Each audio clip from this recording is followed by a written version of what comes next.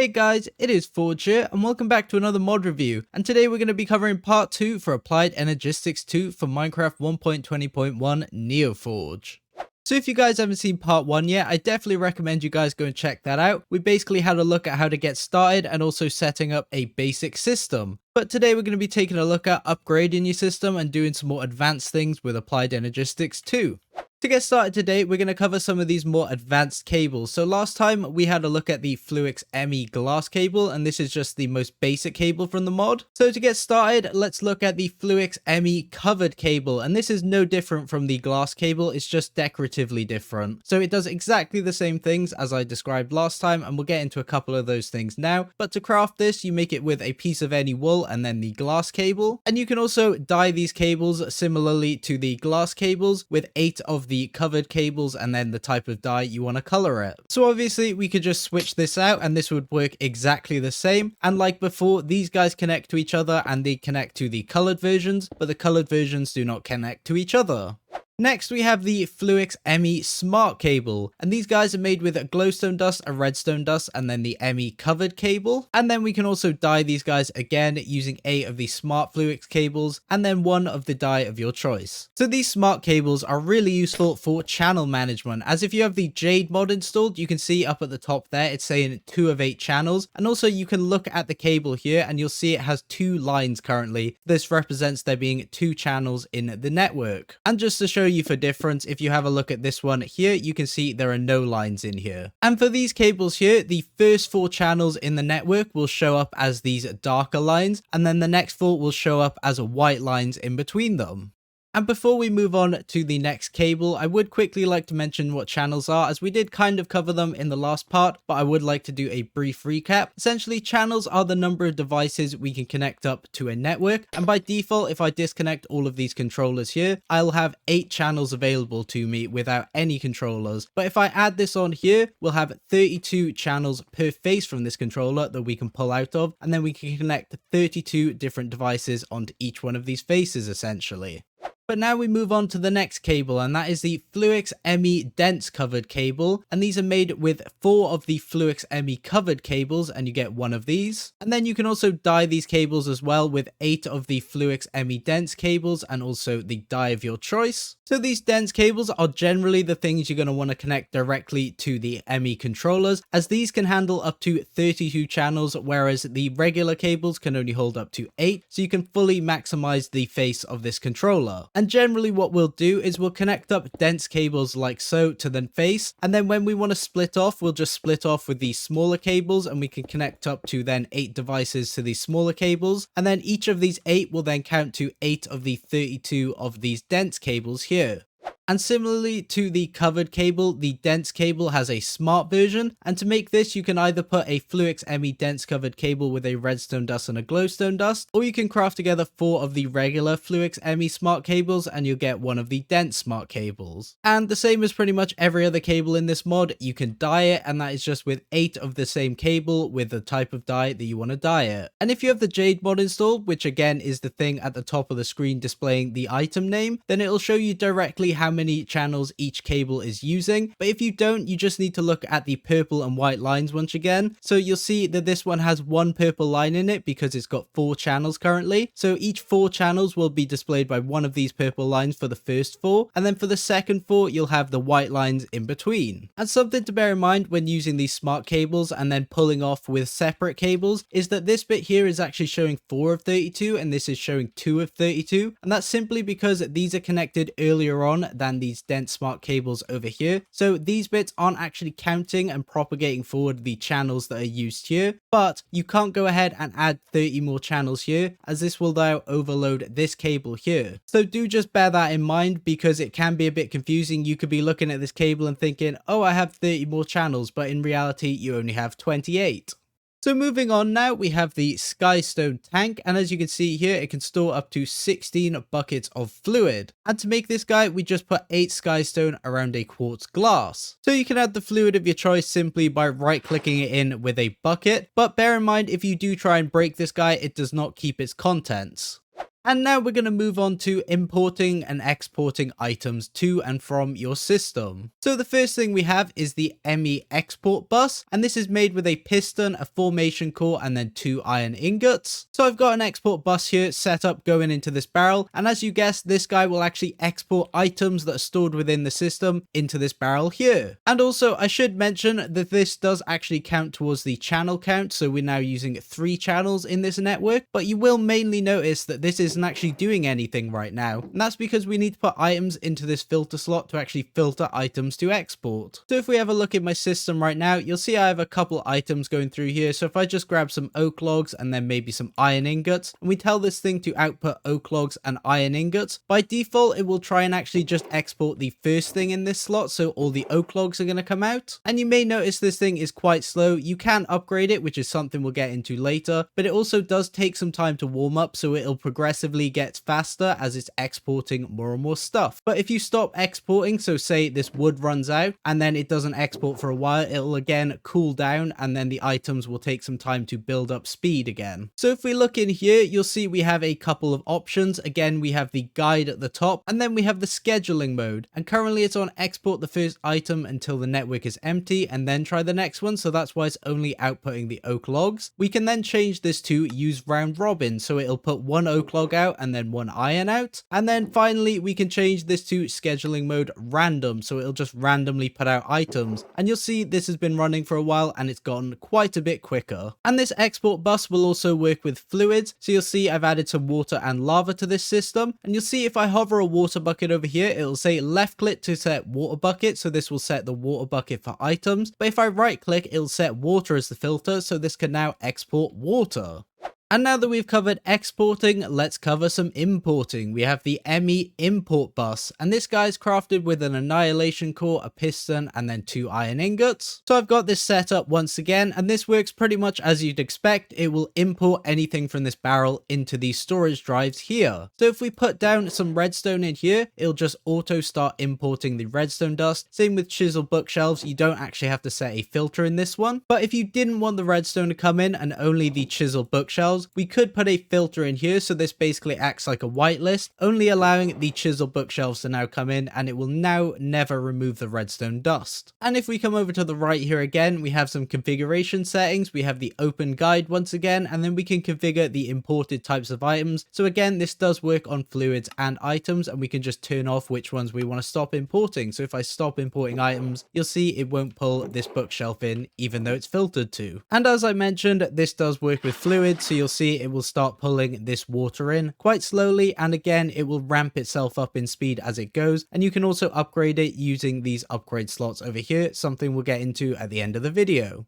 Next, we have the ME storage bus, and this is made with 2 pistons and then an interface, something we will get into later in this video. So I've got some storage buses set up on the back of these barrels and also this tank, and you'll see if we put items in here, or milk in this case, that they will actually display within the terminal. So this basically allows you to connect up to exterior storages without actually storing things within the system. And by default, if you remove the stuff from the system completely and then remove it from this barrel, things won't actually go back into this tank straight away, or this barrel. What you need to do is actually configure the priority here, which we can set using this priority button up here. So if I set this to +1, this now gives us a higher priority than the system. So if I remove an item and then put it back in, it will automatically come into this barrel. Whereas if we set it lower, then it will be lower than the system. So if we then again remove all of the oak logs and then put them back in, they won't go back in the barrel. And you can also set filters in here, so we can only have oak logs that are able to be stored in this barrel, and this now has a higher priority than the system at the moment. So if we remove all of these logs and then place them all back in, you'll see they all end up in this barrel. But if we do this with any other item like the chisel bookshelves, they will go straight back into the storage cells. And if we take a look down this right side once again, we have the guide at the top. We can also clear this config just using this setting here, so this will clear anything you've put into here. And then we can also partition the storage, so we can configure based on the currently stored items. So if we press this, it will set set the filter based on what is actually in this barrel. And then we have these three settings here. And the first one we're going to cover is the filtered operations. So by default, it filters on insert and extract. So that means this filter is applied on insert and extract, but you can change it so it only filters on insert. So when you're extracting, this filter doesn't matter. The next one we have is the input output mode. So currently this is bi-directional. So it means things can go in and out of this storage bus, but you can set it to extract only. So you can only pull things out, but when you put them back in, they won't come back into this barrel. And on top of that, you can also set it to insert only. So now you can't pull out any of these oak logs that are in here, but if we take them out and put them back in, they'll go back into this barrel. And then finally, we have the report inaccessible items. So if you have this set to insert only, by default, it won't actually show the items in the terminal. But if we turn this on and say, yes, items that cannot be extracted will be visible, it'll now actually show the oak logs in the system, but you still can't pull them out.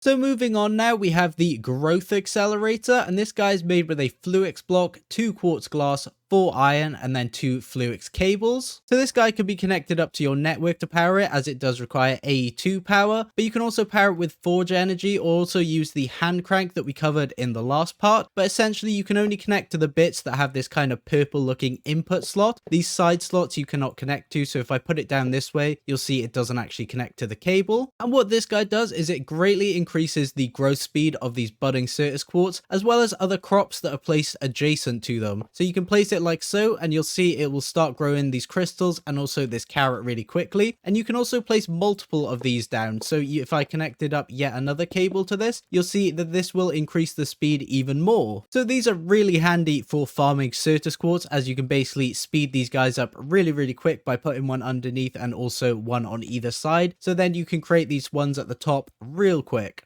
So moving on now, we have a couple of energy cells, and the first one we have is the most basic energy cell, and this guy is crafted with 4 Fluix dust, a quartz glass, and then 4 charged or normal Certus quartz crystals. So this most basic cell here can hold up to 200,000 AE, and we can add this on anywhere in the system, so we can place one down here or we can place one down here, and each of these will then add 200,000 AE to the system, so we've got 400,000 now. And you'll also notice it doesn't actually contribute towards channels, so we're still only using 2 channels, so these are basically free to add on, and it's just useful to have a bit of extra power in your system, as some of the stuff we'll do later on. And also just generally when you're doing imports and exports, things may get quite expensive, so these just basically allow you to have a bigger buffer. And then from this energy cell, we can upgrade to the dense energy cell. And as you can see, this can hold 1.6 million AE. And this is just made from 8 of these energy cells surrounding a calculation processor. So you can just add this on very similarly to the last one, and it won't use any extra channels. And we're going to get another 1.6 million AE into the buffer.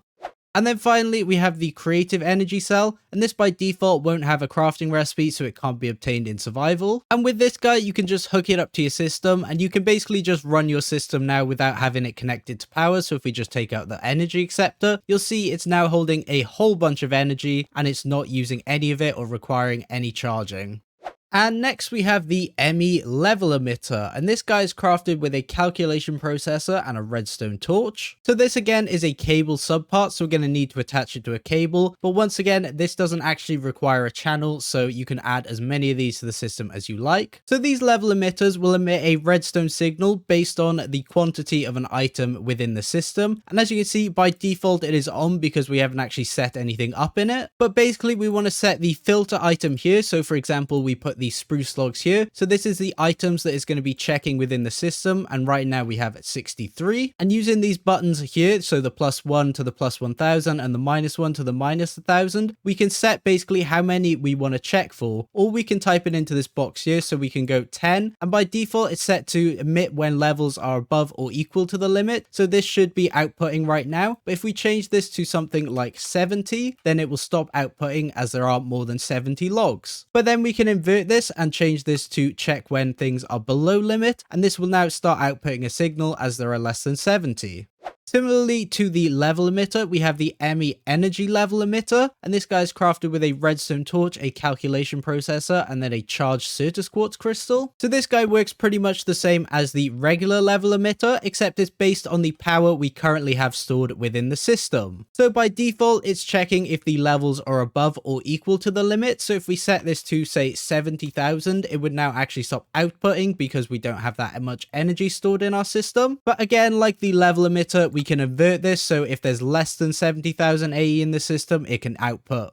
And now we move on to the ME toggle bus, and this is made with 2 redstone dust, a lever, and then 2 Fluix ME glass cables. So the toggle bus can basically be placed on any of the smaller cables. You can't actually use it on the dense cables, and this will allow you to toggle with redstone the connection to the system. So we can actually turn this whole terminal off so it can't actually access the system. By default, this is off, so this terminal isn't actually connected, and as you can see, it's saying out of power. But if I flick this lever, or if I provided any other type of redstone signal, we can now see everything that is stored within these drives.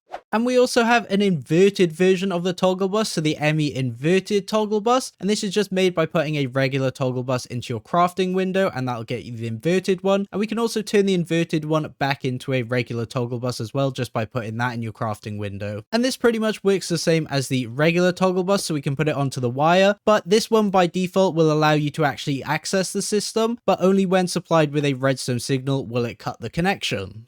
Moving on now, we have the ME storage monitor, and this is made with any of the illuminated panels and a level emitter. So once again, these have to be connected to cables, although they don't actually use channels. And these guys here will visually display the amount of items or fluids that you set to them. So if we set an iron ingot in here, basically, it'll show the amount of iron that we have in the system. And the same can be with a fluid. You basically just double click with it, and then you get the fluid. And then if you want to actually remove the thing, you can just right click and it'll simply remove it, or you can overwrite what is in it just by clicking another item into it. And then finally, if you shift and right click, you'll see that it says monitor is now locked. So this basically doesn't allow you to change the contents of what is shown here. So if I right click this with a bucket, it will actually just waterlog it instead of trying to change it.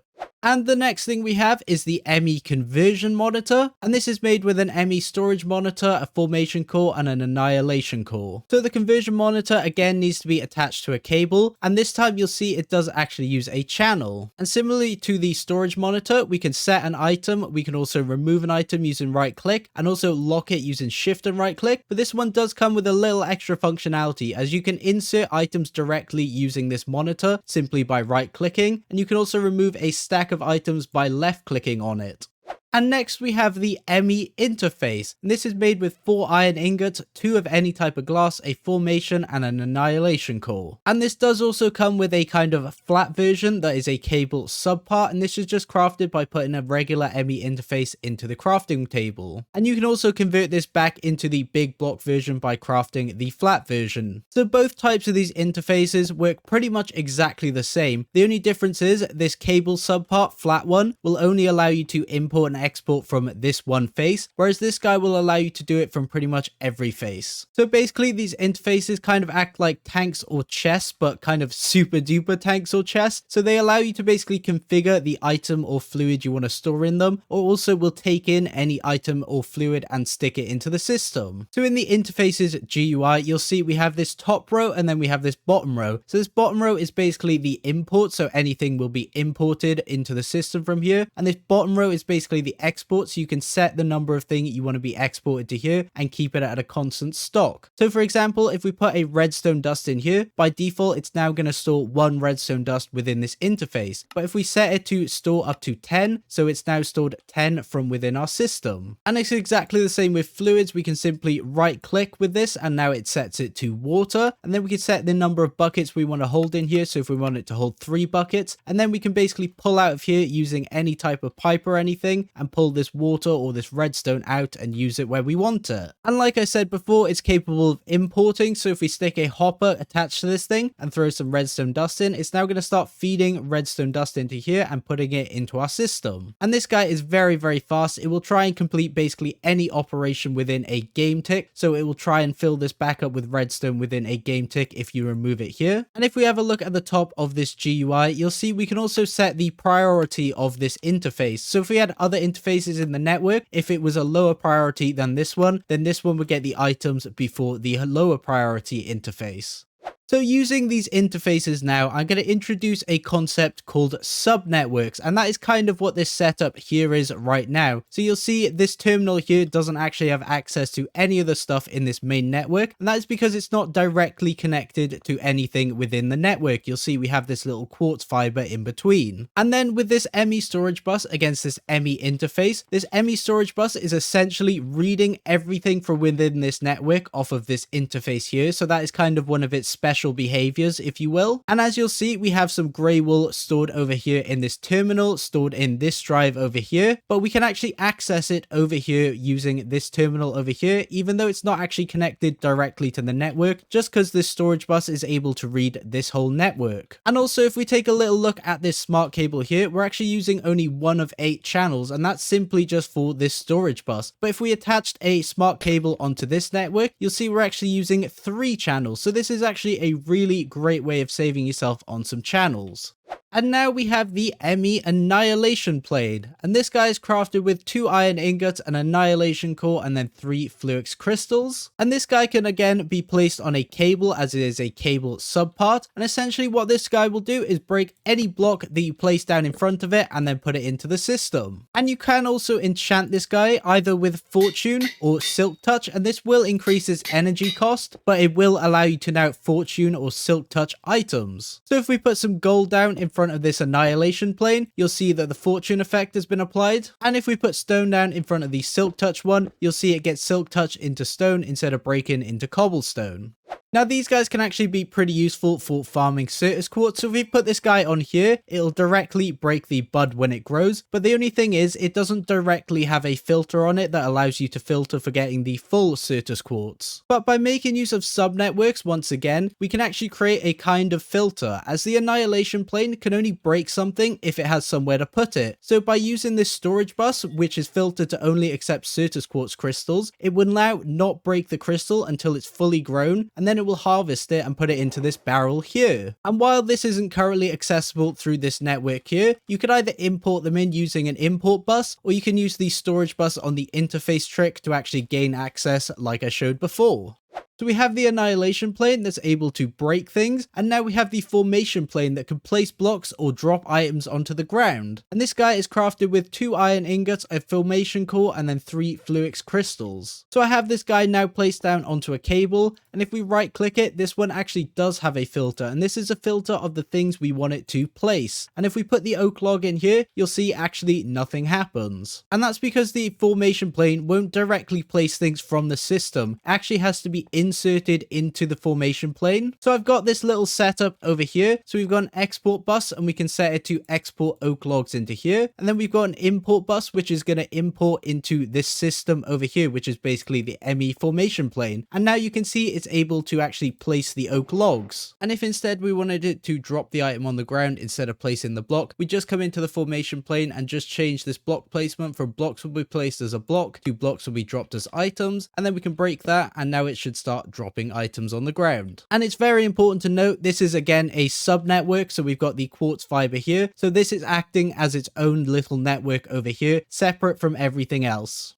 And now we're going to move on to the upgrade cards in the mod, and these essentially allow you to upgrade different machines so they can do different things and also work faster in some cases. So we've got the basic and the advanced upgrades. So to make the basic upgrades, you're going to need the basic card, and this guy's crafted with 2 gold, a redstone dust, 3 iron, and then a calculation processor, and you get 2 of those. And our first basic card is the Redstone Card, and this guy's crafted with a redstone torch and a basic card. So if we have a look at this card, it'll actually say what devices support the card. So we have the MEIO port, something we'll get into later, and we also have the ME import and export buses. So if we come in this export bus right here, and we put the redstone card in this little slot over here, it adds this little redstone control panel. And this will basically allow us to control whether this export bus is working with redstone. So right now it's always active, so no matter the redstone signal, this thing will work. If we set it to active without signal, and we put some redstone dust in here, we should see this guy actually start exporting redstone dust. But if we provide it with power, it should then stop. Then if we switch switch it over to active with signal, this will now not actually work until we actually provide a signal to it, and then it'll start working again. And then finally, we have active once per pulse. So this will now only send a redstone signal when it's given a pulse. So if we give it a pulse right now, it should send a redstone signal through, and then another pulse, and we get another one. And this card will do exactly the same in the IO port, the import, or the export bus. Moving on now, we have the capacity card, and this is made with either a charged or regular Certus quartz crystal and a basic card. And again, we can see the devices that actually support this card. So we have the import and export bus, the storage bus, and also the formation plane. But you'll also notice after we see the number 5 over there. And this basically indicates that you can put 5 of these capacity cards into each one of these. And what these capacity cards do is actually increase the number of filter slots that you have within this device. So you'll see there's 5 different rows down here. So if we add 1 in, we get an additional extra row. And then if we add all 5 in, we get all 5 additional rows. And again, like the Redstone card, this will work exactly the same in each of these different devices.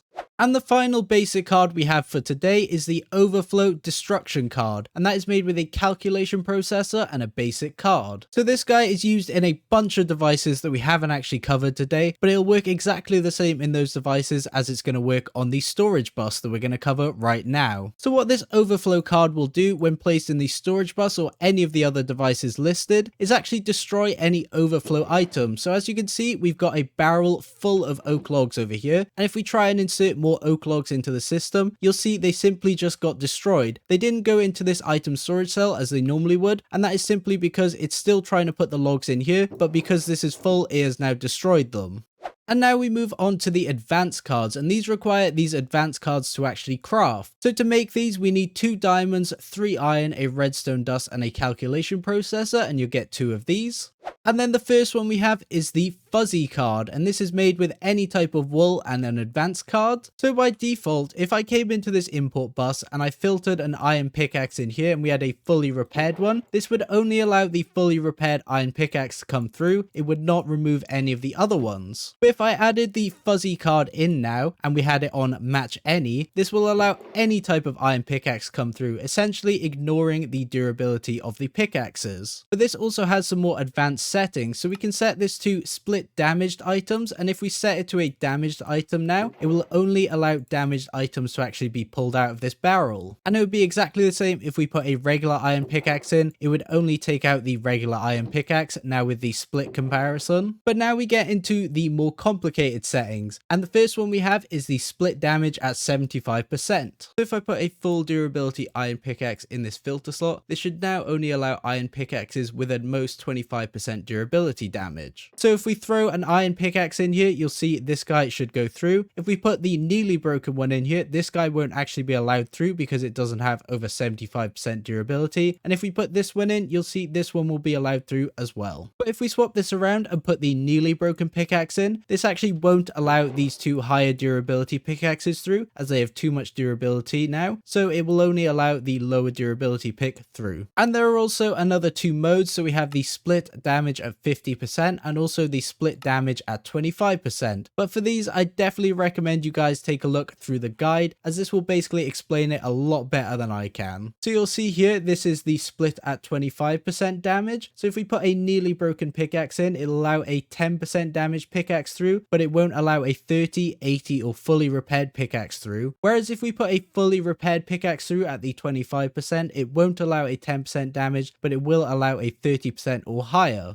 Moving on now, we have the Acceleration card, and this is made with a Fluix crystal and an advanced card. And this guy, as the name would suggest, actually accelerates the speed at which devices will work. So this can be used in all of the different things listed below, and you'll see the number that you can put into the devices. So you can actually use this in the inscriber here, as you probably noticed if you watched the first part of this. This guy is very, very slow, but we can put up to 4 of these guys into the inscriber, and now he goes a lot quicker, as you'll see. Moving on now, we have the Inverter Card, and this is made with a redstone torch and an advanced card. And this Inverter Card can be used in all of the devices listed below. So what this guy will do is, currently this is whitelisted to import redstone, but this will essentially flip this filter from being a whitelist to making it a blacklist. So now it won't actually accept redstone, and it will start actually pulling in the honey blocks. And the final card we're going to be covering today is this energy card, and this is made with a dense energy cell and an advanced card. And this energy card can be used in all of the devices listed below, and what it'll do is it'll actually increase the amount of energy that these things can hold. Obviously we haven't covered any of these yet, but I will come back to it later on. But it can also be used in the vibration chamber, and this will do something slightly different. It'll actually increase the efficiency of the vibration chamber, essentially creating more power for the amount of coal you put in. And there are 2 more cards that we haven't actually covered, but we will cover those in different parts as they require some things we haven't quite covered yet. And now we're going to move on to the network tool. And this guy's crafted with a Certus quartz or nether quartz wrench, a calculation processor, a chest, and then one of the illuminated panels. So this network tool works pretty similarly to the wrenches that we covered in the last part, except it can't actually rotate things, but you can use it to shift and right click to quickly remove parts or quickly disassemble whole machines. But on top of that, it has a couple other uses. We can simply right click anywhere in the network and it'll bring up the diagnostic screen, essentially what we see from within the controllers. You can also right click it in the air and it'll open a little GUI screen where you can store your upgrade cards, and then when you go into devices you can actually see them down here and install them directly from here. So we can put the acceleration cards from there to there, and also while it's in your hand any cable facades will actually become invisible. And the final thing we're going to be covering today is this memory card. This is crafted with 2 gold ingots, 2 iron ingots, a redstone dust, and a calculation processor. And what this memory card allows you to do is copy across settings and also copy any upgrades that are installed from one device into another. So you'll see this second one over here is export the first item, and it also has no upgrades. And this second one over here is actually set to round robin mode and has 2 acceleration cards. So if we shift and right click, we've now copied the settings, and you can see it says ME export bus is what's stored, and then we can right click on here and it's loaded everything in and put these acceleration cards from my inventory into the device.